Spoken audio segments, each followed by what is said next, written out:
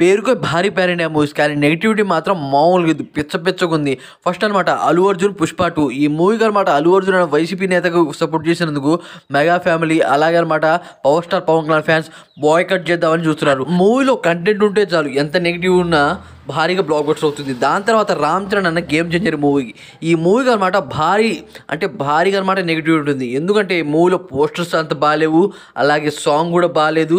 అదే కాకుండా డైరెక్టర్ శేఖర్ గారు తీసిన భారతీయుడు ట్రూ అటర్ ఫ్లాప్, భారీ కలెక్షన్ వసూలు చేయకుండా పెద్ద లాస్ ఇచ్చింది. దానివల్ల అనమాట రామ్ చరణ్ అన్న కూడా భారీ నెగిటివిటీ అయితే ఉంది. రామ్ చరణ్ వల్లే మూవీ చూస్తే. దాని తర్వాత ఎన్టీఆర్ అన్న దేవరా మూవీ, ఈ మూవీ ట్రైలర్ని చూసి ఎన్టీఆర్ అన్న త్రిబుల్ మూవీ తర్వాత ఎంత విఎఫ్ఎక్స్ కూడా బాగాలేదు, మూవీ మొత్తం నైట్లోనే తీసేశారు అని అనమాట ఎన్టీఆర్ అని ట్రోల్ చేస్తున్నారు. అదే కాకుండా దీన్ని అనమాట ఆచార్య మూవీతో అయితే కంపేర్ చేస్తున్నారు. దాని విధంగా అనమాట ఈ మూడు మూవీస్కి బాగా నెగిటివిటీ ఉంది. ఈ సినిమాలో ఏది బ్లాక్ బస్టర్ అవుతుందో కామెంట్ చేయండి.